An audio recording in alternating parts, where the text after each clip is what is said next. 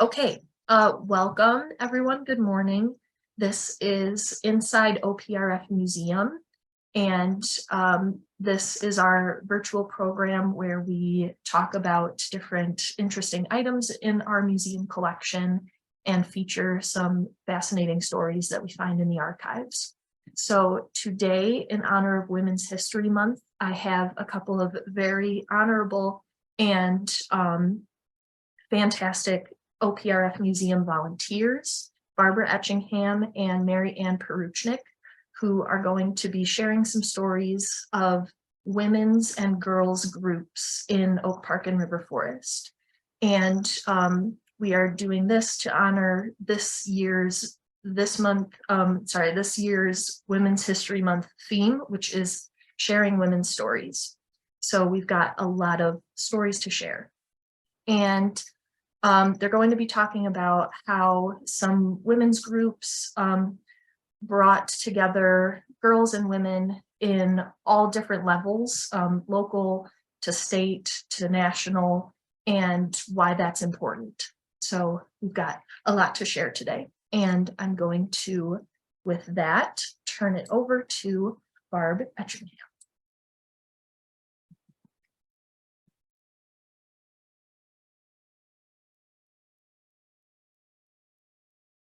Thank you, Rachel. Good morning. I am here today to talk about the young women's history in Oak Park, specifically the Pollyanna Club, which was founded in 1914 by 9 and then later 10 little girls who were in the 5th grade, were 10 years old and in 5th grade. This club existed from 1914 until 1918. The only reason we know about this club is that we received a donation of notes, handwritten notes, notebook paper that they took, and they were found, a son of one of the members found these notes in his mother's effects. He sent them at first to the Hemingway Museum because right on the first page was Madeline Hemingway's name. And he sent the Hemingways, who sent them to us. And Rachel gave them to me to catalog. I am convinced that these notes would have been consigned to the dustbin of history had they not had Madeline Hemingway's magical name right on the front. So why Pollyanna? Why Pollyanna Club? Pollyanna was a best-selling novel in 1913 by Eleanor Hodge Porter. And the story, a quick story, is Pollyanna lives with her widowed missionary father out west. And they're poor, and they get missionary barrels in which there are clothes with holes in them and rugs with stains on them. And she's hoping to get a doll from the good-hearted people that would send these things. And she gets a child-sized pair of crutches. Her father has tried to look at the bright side of things. And so he invents the GLAD game, which teaches them to look for the best in any situation. So the glad part of getting crutches when you want a doll is at least you don't need the crutches. So Pollyanna buys into this and they play the glad game. And eventually she is orphaned and she is sent out east to live with her straight-laced Aunt Polly. And she sets about playing the glad game with people in the household and thawing out Aunt Polly and spreading Pollyanna-like positivity all over the town. So that's the story of Pollyanna. So Pollyanna was the Harry Potter of its time. It was so popular. It had Pollyanna clubs that were done. It had one sequel, which the publisher in the back of the first book said, "What do you want to call the sequel?" And it became Pollyanna Grows Up. And the same in the back of the book, they advertised for some merchandise. They were going to put out a Pollyanna calendar with pictures of Pollyanna so that you could have her face, you could look at her and she would remind you, because you'd signed up to play the glad game, that you would see her face and her ideas and you would remember to be glad. There were also, this badge here is from a British Pollyanna club, and Parker Brothers put out a board game in 1915, which was still extant in 1967. And the covers kept changing as Pollyanna, the images of Pollyanna changed. There were movies. Mary Pickford was 27, when she played Pollyanna in 1920. Haley Mills Haley Mills was in the most notable one in my generation in 1960 in the Disney movie. There's also in Littleton, New Hampshire, where the author is from, there's a statue of Pollyanna in front of their library.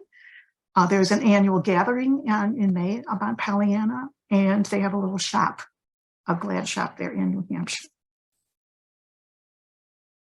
So this is what I saw when I first started cataloging them in this beautiful cursive writing. There are the members of the Pollyanna Club written down and their birthdays.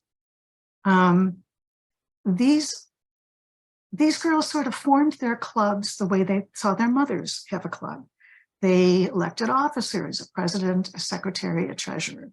They took minutes and corrected them if need be. They collected dues, 2 cents or 3 cents.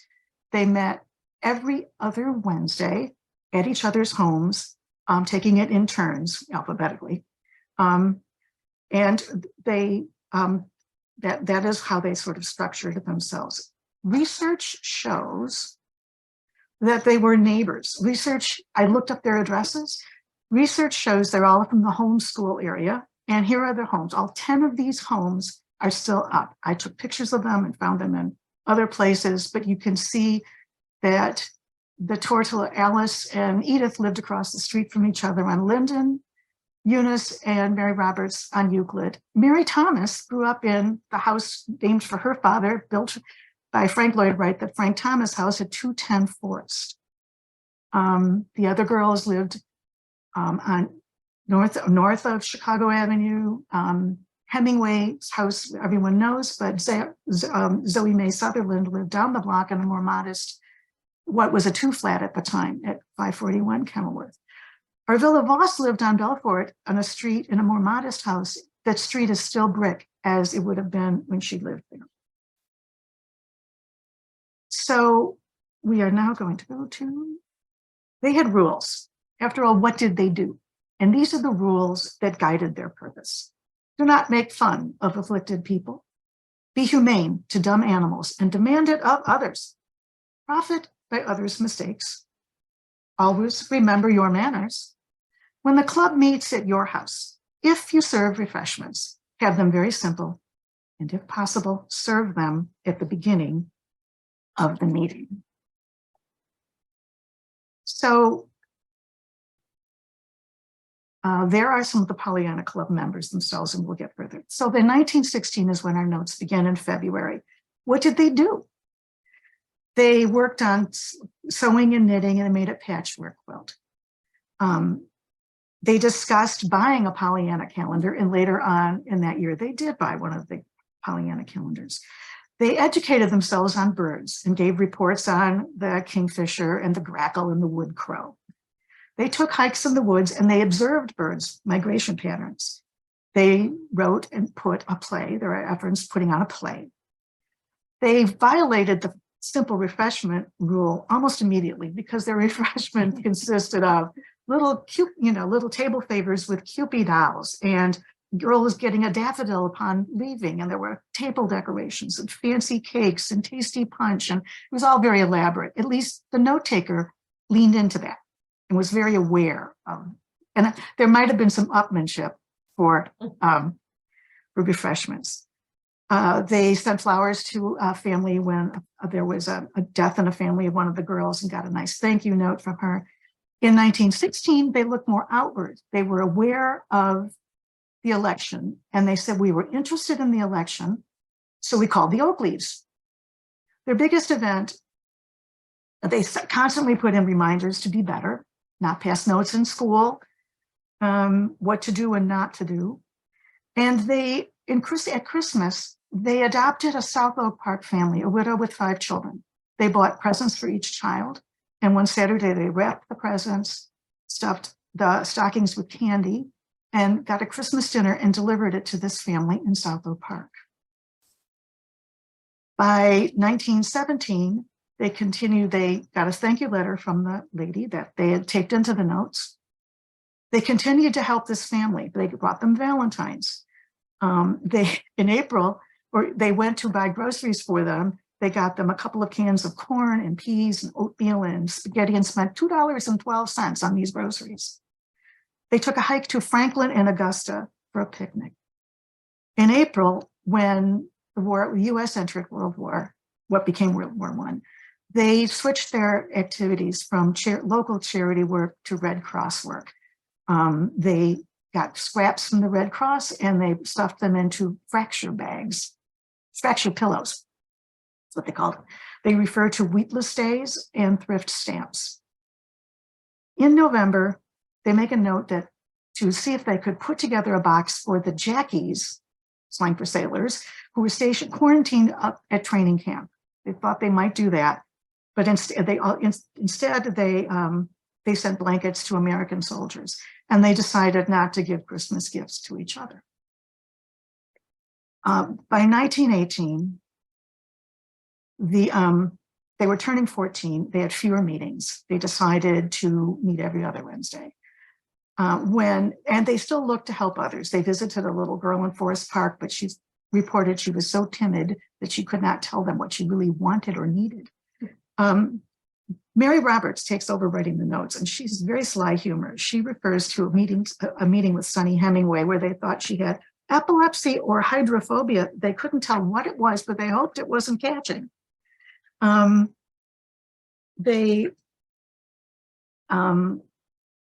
She starts referring to herself as the Green Secretary. Annabeth Wood Cartwright has always been lively, and she's the one who says, "Let's dance now," and they put on records. And so they, instead of going outside to play at the end of the meeting, they dance. The last note is a pretty routine meeting on March 13th, 1918, but 9 days later, on March 22nd, 1918, Lulu A. Howard, mother of Alice Howard, died at age 37. And there ends the written record, the 23 pages of notes from the Pollyanna Club. These high school pictures are, these are pictures of the girls from the tabulas. I was able to find 7 of the 10 graduated from high school. Several went to college. Alice was quite musical. Sonny went to nursing school. Annabeth continued to be impressive and died at age 98 and was referred to as indomitable in an obituary. They left a record of girlhood in Oak Park at this time, built off a pop culture phenomenon. They were high-spirited, earnest, caring, and snarky in turn. They live on in these notes. Thank you. Thank you.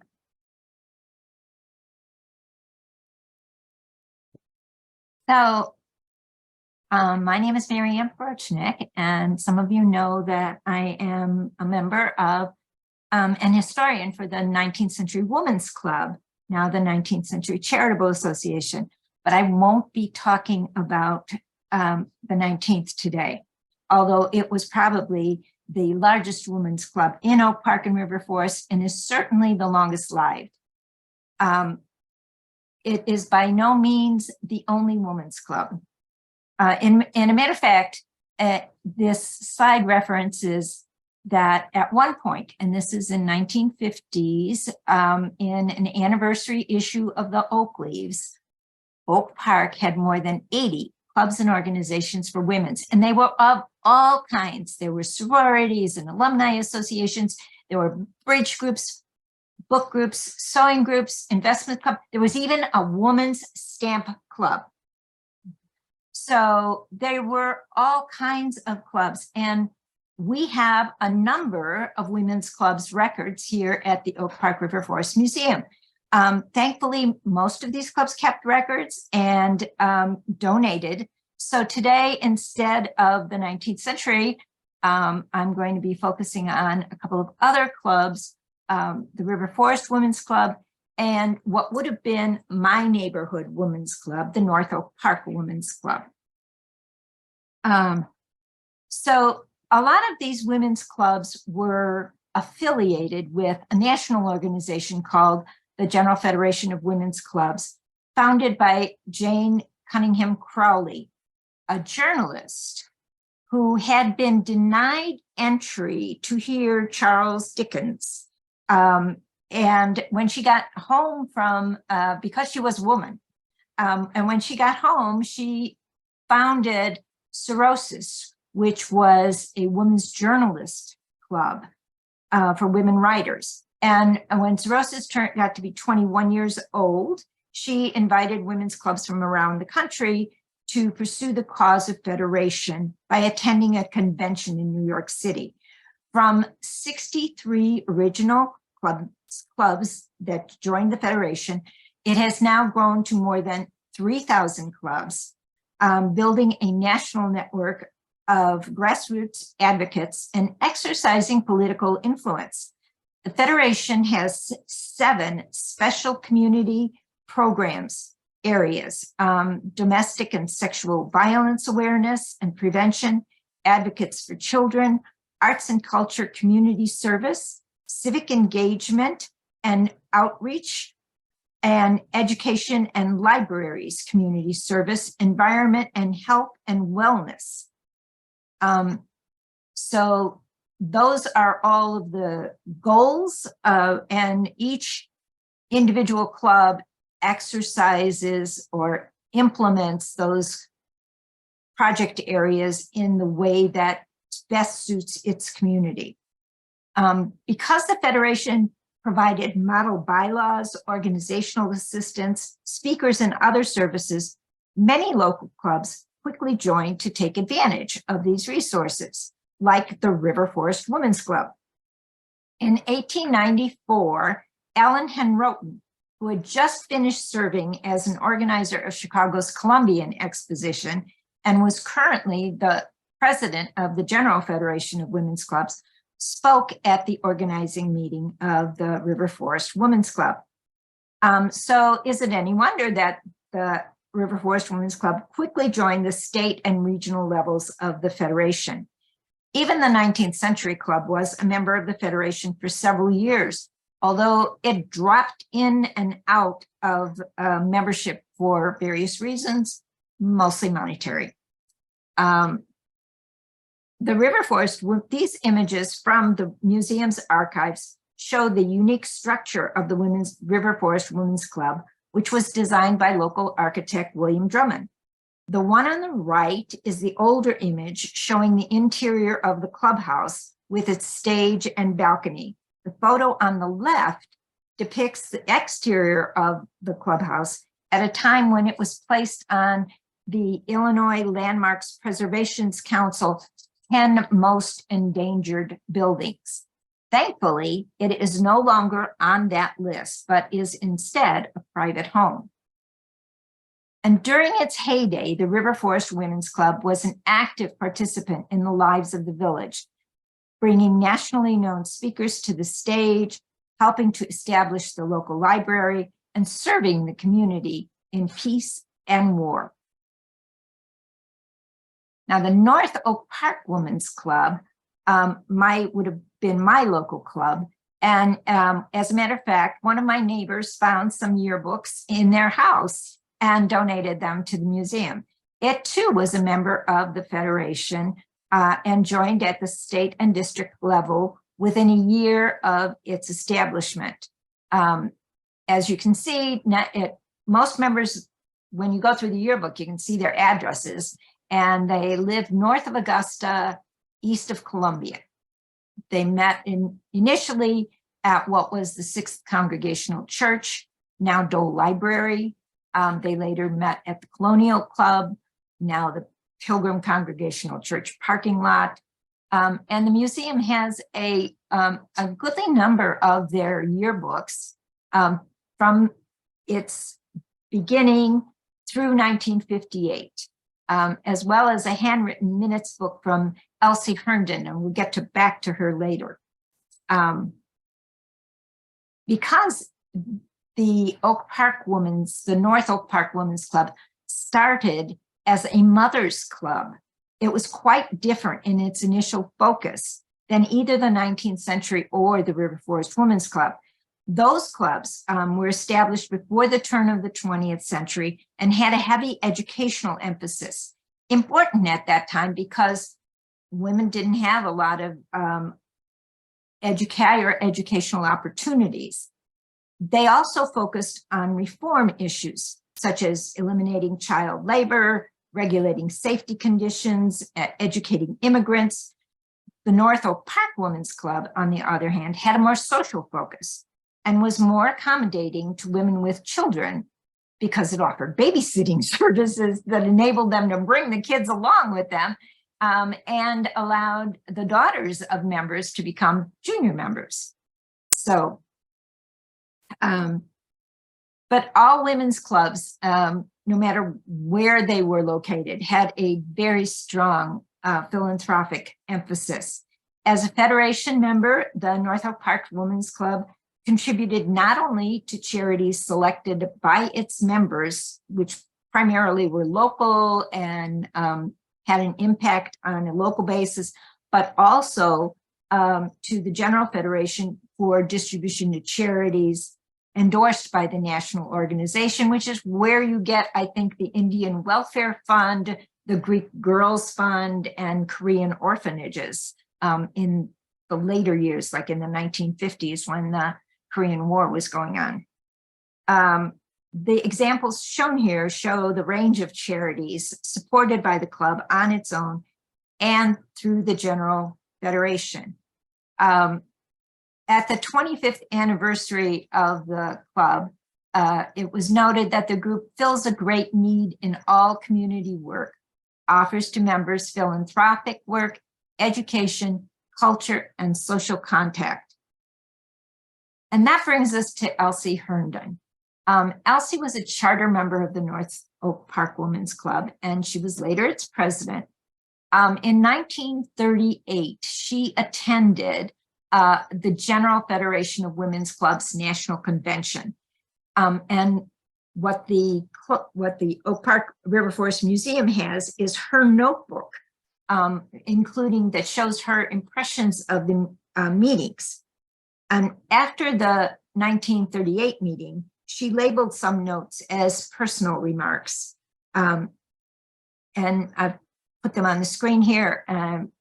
But, you know, it seems to me that even though she says that there's this no ordinary single purpose organization, it does emphasize to me the contradictory nature of many women's clubs in the 30s, 40s, 50s, which attempted to bring a broad understanding of the world to women, but continued to define her in a much narrower way. So she says, we want to give women an intelligent understanding of affairs outside the home, but their responsibilities and their greatest opportunities are in the home. As a child who grew up then and then became one of the women who went out to work in the 60s and 70s, that resonates with me and my mother. I'm going to end with the club woman's credo, which is a common characteristic of many women's club yearbooks in the Oak Park River Forest Museum collection. This credo was written by Mary Stewart in 1904 when she was president of the Longmont High School in Colorado, principal. It was often used for opening or closing ceremonies of the meetings. And interestingly, its use was not confined to clubs formed primarily by white women. It is also part of the history of the Federation of Colored Women's Clubs. But that's a story for another time. So if you have seen any of the New Yorker cartoons from the 50s and 60s that kind of made fun of women and women's clubs, and then you look at this credo, it's like the cartoonist looked at the credo and where they said, keep us, oh God, from pettiness. He picked that up as something to emphasize. Mm-hmm. Let us leave off self-seeking, and he put that as a pompousness. And so I think that this is,